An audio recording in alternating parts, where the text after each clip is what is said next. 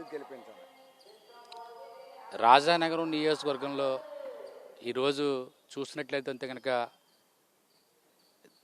ధర్మానికి అధర్మానికి జరిగే ఒక యుద్ధం లాంటిది. ఎందుకంటే దుర్మార్గులు దుష్టులు పరిపాలించి రాజానగరం నియోజకవర్గాన్ని అస్తవ్యస్తం చేసినటువంటి అధికార పార్టీ నాయకులు ఇవాళ అభివృద్ధిలో వెనక్కి గెంటేశారు రాజానగరం నియోజకవర్గాన్ని.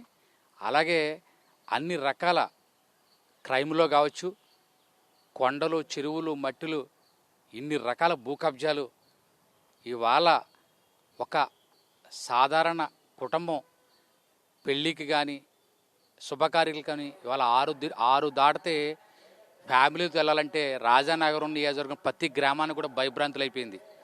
అన్ని రకాల బ్లేడ్ బ్యాచ్లు కావచ్చు, ఈ గంజాయి బ్యాచ్, ఇలాంటి రకరకాలన్నీ కూడా పల్లెటూరు వాతావరణాన్ని ఒక గంజాయి వాతావరణం బ్లేడ్ బ్యాచ్ వాతావరణంగా తీర్చిదిద్దేసిన రాజానగరం నియోజకవర్గం. ఇది చాలా విషాదకరమైన విషయం. ఇలాంటి టైంలో ఖచ్చితంగా ప్రజలు మేలుకుంటారు. మేలుకుని మన ఈ బత్తుల బలరామకృష్ణ అనే వ్యక్తి ఆధ్యాత్మికంగా ఉన్న మంచి వ్యక్తి. అలాగే రాజానగరం నియోజకవర్గంలో కూడా జన్మించిన స్థానికుడు అతను. ఖచ్చితంగా ఇలాంటి ఆధ్యాత్మికంగా స్థానికంగా ఉన్న బత్తుల బలరామకృష్ణ గారిని నగ్గించుకున్నట్లయితే కనుక ఎప్పుడో శ్రీకృష్ణదేవరాయల టైంలో మనం చూసినట్లయితే కనుక వజ్ర వైడూరులు అన్నీ కూడా రోడ్ల మీద పెట్టి అమ్మే అలా ఉండేవారట. అలాగ మంచి రాజానగరం నియోజకవర్గంలో ఇవన్నీ కూడా ఈ అధికార పార్టీ చేసే అకృత్యాలన్నీ కూడా పక్కకు పోయి మళ్ళీ శ్రీకృష్ణదేవరాయలు అభివృద్ధి లాంటిది రాజానగరం నియోజకవర్గంలో ఇవాళ బలరామకృష్ణ గారు విన్ అవుతే కనుక ఖచ్చితంగా రాజానగరం నియోజకవర్గం శశిశ్యామలంగా మంచిగా ఇవాళ ఎవరన్నా ఇవాళ అత్యధికంగా రాజానగరం నియోజకవర్గంలో ఆంధ్రప్రదేశ్లో ఎక్కడ లేని విధంగా క్రైమ్ రేట్లు, ఎవరన్నా అత్తమాను దెబ్బలాడుకుంటాం, పోలీస్ స్టేషన్కి వెళ్ళడం, లేదా బ్లేడ్తో ఏ గొడవలు తప్ప ఇప్పుడు కూడా ఇంత దారుణమైన క్రైమ్లు నెంబర్ 1 పొజిషన్లో ఇవాళ రాజానగరం నియోజకవర్గం ఉందంటే ఇలా సామాన్యుడిగా నేనే బాధపడుతున్నాను. ఎందుకు ఇలాంటి వ్యక్తులు మనం ఎన్నుకున్నామా? ఈ 5 సంవత్సరాల అభివృద్ధి వెనకపోయిందా? ఇవాళ అధికార పార్టీ ఎమ్మెల్యే ఎక్కడ అభివృద్ధి చేశాడండి? అభివృద్ధిలో పూర్తిగా జీరో స్థాయిలోకి పంపిస్తాడు. ఇవాళ సచివాలయాలు, రైతు భరోసాలు, ఏదో విలేజ్ క్లినిక్లు అని చెప్పేసి మేమే కట్టామని గొప్పలు చెప్పుకుంటున్నాడు. మీరు ఎలా కట్టారు? సెంట్రల్ గవర్నమెంట్ సంబంధించిన వాళ్ళు కట్టారు. అది సెంట్రల్ గవర్నమెంట్ కూడా మాతో ఇవాళ పొత్తులో ఉంది. ఇవాళ తెలుగుదేశం, బీజేపీ, జనసేన ఉమ్మడి ఎమ్మెల్యే అభ్యర్థిగా బత్తుల బలరామకృష్ణ గారు మా రాజానగరం నియోజకవర్గంలో 3 పార్టీ పొత్తులతో ఖచ్చితంగా ఘన విజయం సాధిస్తారు. 50,000 ఓట్లతో మెజార్టీతో నగ్గి అసెంబ్లీకి వెళ్ళే మొట్టమొదటి వ్యక్తి కూడా బలరామకృష్ణ గారు అవుతారని చెప్పేసి నేను జనసేనకి చెప్పదలుచుకున్నాను. ఈరోజు ఈ గెలుపు ప్రజల ఈ 5 సంవత్సరాల్లో పడుతున్న ఇబ్బందుల మీద గెలిపే తప్ప నిజంగా మామూలు గెలుపు కాదు. ఖచ్చితంగా ప్రజలు పూర్తిగా రాష్ట్ర అధికార పార్టీ మీద పూర్తిగా వ్యతిరేకంగా ఉన్నారు. అన్ని రకాల ఇబ్బందులు ప్రజలు ఇవాళ రైతులకి పక్షపాతి అని చెప్పుకునే అధికార పార్టీ ఎమ్మెల్యే రైతులకి ఏం చేశారండి? మన పూర్తిగా ఎన్నో 100,000 ఎకరాలు నీటి మునిగిపోతే నష్టపరిహారాన్ని ఇవ్వలేని స్థితిలో అధికార పార్టీ ఎమ్మెల్యే ఉన్నాడు. ఎవరికి న్యాయం చేశాడు? అన్ని రకాల రైతులు అన్యాయం అయిపోయారు.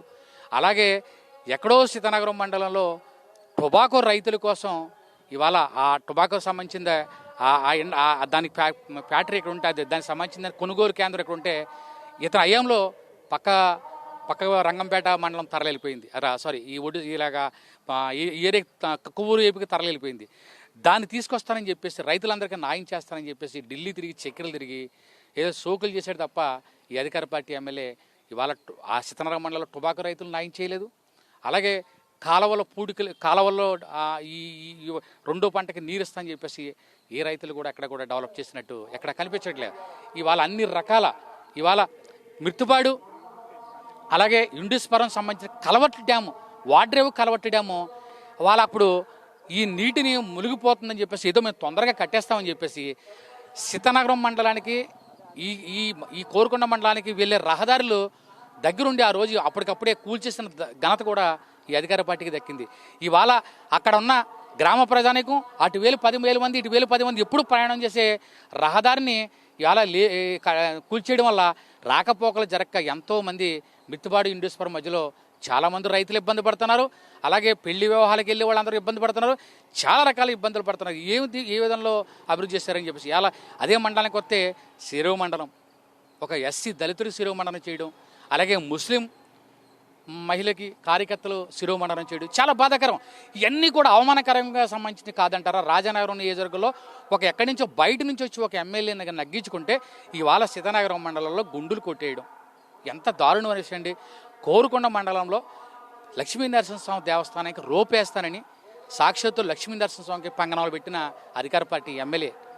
అలాగే ఇవాళ కోరుకొండలో రిజిస్ట్రేషన్ సంబంధించిన భూములు ఏమైతే ఉన్నాయో ఆ రిజిస్ట్రేషన్ సంబంధించిన భూములన్నీ కూడా నాకు ఎమ్మెల్యేగా అవకాశం ఇవ్వండి, నేను వచ్చిన తర్వాత వెంటనే మీ భూములన్నీ కూడా రిజిస్ట్రేషన్ చేసి మిమ్మల్ని రిజిస్ట్రేషన్ చేసి అప్పచెప్తాను, అలాగవుతేనే 2024లో మిమ్మల్ని ఓటు అడుగుతా కొత్తానని చెప్పేసి కోరుకొండ గ్రామ ప్రజానికి, శ్రీరంగపట్నం గ్రామ ప్రజానికి అందరి దగ్గరికి గడప గడప తిరిగిన ఇవాళ అధికార పార్టీ ఎమ్మెల్యే ఏ ముఖం పెట్టుకుని ఈ 2024లో ఓటు అడుగుతాడు? ఎందుకంటే నువ్వు అక్కడ ఉన్న రైతులకి, చిన్న కారు రైతులకి రిజిస్ట్రేషన్ విషయంలో కూడా న్యాయం చేయలేకపోయావే.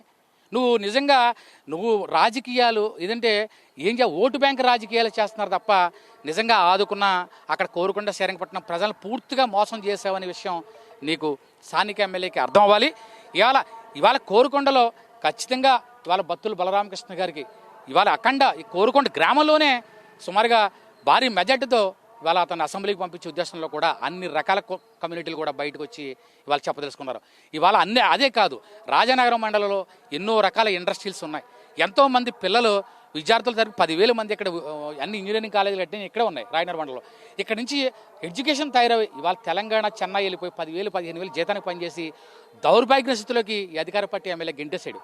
ఇవాళ జాబ్ మేళ అని చెప్పేసి ఏదో సింపుల్గా ఉన్న ఫార్మసీ, అపోలో ఫార్మసీ చిన్న మెడికల్ షాపుల్లోని పనిచేసి ఉద్యోగాలు వేస్తానని చెప్పేసి అక్కడ యువతను అందరూ మోసం చేసి ప్రక్రియ తీసుకొస్తున్నాడు స్థానిక ఎమ్మెల్యే. ఖచ్చితంగా ఇవాళ ఎంతోమంది చదువుకున్న విద్యార్థులు భవిష్యత్తు అంధకారంలో గెంటేసినటువంటి అధికార పార్టీ ఎమ్మెల్యే ఇవాళ ఈ రాజానగరం నియోజకవర్గంలో సుమారుగా 10,000 మంది విద్యార్థులు బాగా చదువుకుని ఎడ్యుకేషన్ అయ్యి ఖచ్చితంగా బలరామకృష్ణ అనే వ్యక్తి ఎమ్మెల్యేగా అవుతే ఎన్ఆర్ఐలతో పరిచయాలు ఉన్నాయి. ఆస్ట్రేలియా కావచ్చు, ఇంగ్లాండ్ కావచ్చు, లండన్ కావచ్చు, అమెరికా వాళ్ళతో ఎన్ఆర్ఐ అందరితో పరిచయాలు ఉన్నాయి. వీళ్ళందరూ పరిచయాలు రేపు పొద్దున్న విద్యార్థుల భవిష్యత్తును తీర్చిదిద్దే అవకాశాలు ఉన్నాయి. ఖచ్చితంగా రాబోయే రోజుల్లో బత్తుల బలరామకృష్ణ గారు 50,000 ఓట్ల మెజార్టీతో నగ్గి రాజానగరంలో గొప్ప అభివృద్ధిని నెంబర్ 1 స్థానంలో తీసుకెళ్తారు. రైతుల్ని, మహిళలు కావచ్చు, ఇవాళ మహిళలకు ఎన్నో సొంతంగా కుటీర పరిశ్రమలు ఇవాళ దాని నుంచి ఏదో ఫ్యాక్టరీ ఇండస్ట్రీలు తీసుకురావాలని, అలాగే యువతకందరూ కూడా ఇండస్ట్రీస్ తీసుకొచ్చి ఉద్యోగాలు కల్పించే అవకాశంలో బలరామకృష్ణ గారు ఉంటారని మాకు చాలా నమ్మకం ఉంది. ఖచ్చితంగా రాబోయే రోజుల్లో బత్తుల బలరామకృష్ణ గారు 50,000 ఓట్ల మేరతో నగ్గుతారు. జక్కంపూడి రాజే మైండ్ గేమ్లో ప్రజలందరూ నమ్మే పరిస్థితులు లేరు. జక్కంపూడి రాజు అనే వ్యక్తి క్లియర్గా ఓటమి సవిచూస్తున్నాడు. ఓడిపోయి ఈ రాజానగరం నియోజకవర్గం ఖాళీ చేసి ఇక రాజకీయాలకి అతను పులిస్టాప్ పెట్టవలసిందే. ఎందుకంటే ఇక్కడ వచ్చేది బత్తులను ఎవడు అడ్డుకోలేరు. బత్తులు ఒక ప్రజల అండదండలతో బయటకు వచ్చిన వ్యక్తి బత్తుల. ఇవాళ బత్తుల బలరామకృష్ణ గారు ఒక టికెట్ అనౌన్స్ చేయకుండానే అంబులెన్స్ సర్వీసులు కావచ్చు, పేద ప్రజల చదువులు కావచ్చు, గుండుగా ఆపరేషన్లు ఇలాంటి విషయాలు కావచ్చు, ఎక్కడో యాక్సిడెంట్లు అవుతుంటే సహాయం చేయడం కావచ్చు, ఎక్కడో చాలామందికి 45,000 మందికి అతని దాంట్లో ఇప్పటికే కంపెనీలో 45,000 మంది పనిచేస్తున్నారు. ఇలాంటి మంచి వ్యక్తి ఎవరైనా ఉంటే ఇలాంటి బలరామకృష్ణ గారు రాజానగరం నియోజకవర్గంలో స్థానికుడిగా వదులుకునే ఉద్దేశం లేదు. ఖచ్చితంగా రాజానగరం నియోజకవర్గంలో బత్తుల బలరామకృష్ణ గారు అసెంబ్లీకి పంపించేవారు కూడా ఒక జన సైనికుడు అడపా శ్రీనివాస్కు కూడా నేను కూడా నిద్రపోను.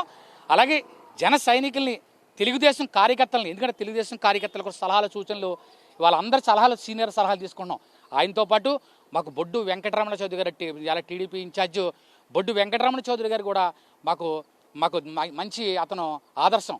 ఎందుకంటే అతను కూడా యాక్టివ్గా రాజానగరం నియోజకవర్గంతో కూడా చాలా అన్ని కార్యక్రమాలు పాల్గొంటూ అన్ని చోట్ల తిరుగుతూ బలరామకృష్ణ గారికి అండదండగా మా కార్యకర్తలకి అందరికి భరోసాగా తెలుగుదేశం కార్యకర్తలు అందరూ కూడా ఒకే ప్లాట్ఫామ్ తీసుకురావడం, జన సైనికులు తెలుగుదేశం కార్యకర్తల ఆలోచనలు తీసుకుని ముందుకు పోవడం అనేది కూడా చాలా శుభపరిణామం. ఎందుకంటే మాకు సీతానగరం మండల ఒత్తులకే సుమారుగా 20,000 ఓట్ల మెజార్టీ వస్తాయని కూడా అంచనా వేస్తున్నాము. ఇవాళ కమ్మ సమాజ వర్గం అందరూ కూడా నిన్న ఒక ఆయన మాట్లాడుతూ, ఒక ఆయన మీటింగ్లో మాట్లాడుతూ కమ్మవారు సాక్షాత్తు ఒక మాట మాట్లాడాడు. బత్తుల బలరామకృష్ణ అనే వ్యక్తి నా కడుపుని ఎందుకు పుట్టలేదు అని చెప్పేసి ఒక కమ్మాయని పెద్ద ఆయన మాట్లాడటం జరిగింది. చాలా ఆనందంగా ఉంది. అంటే బత్తుల బలరామకృష్ణ అనే వ్యక్తి ఒక సాధారణ వ్యక్తి కాదు, అన్ని కులాల సంబంధించిన వ్యక్తి అని చెప్పి ఒక ఆయన చెప్పడం జరిగింది. అలాగే ఇవాళ కోరుకొని ఇవాళ కమ్మవారందరూ కూడా సీతారామ మండలంలో వన్ సైడ్గా మేమే ఎలక్షన్ చేస్తాం, బూత్ లెవెల్లో మేము పటిష్ట చేస్తాం, మేము ఎలక్షన్ చేసి మీకు 20,000 ఓట్లు మెజార్టీ అప్ చెప్తామని చెప్పేసి కొంతమంది పెద్ద సీనియర్ నాయకులు మాట్లాడటం కూడా నేను విన్నాను.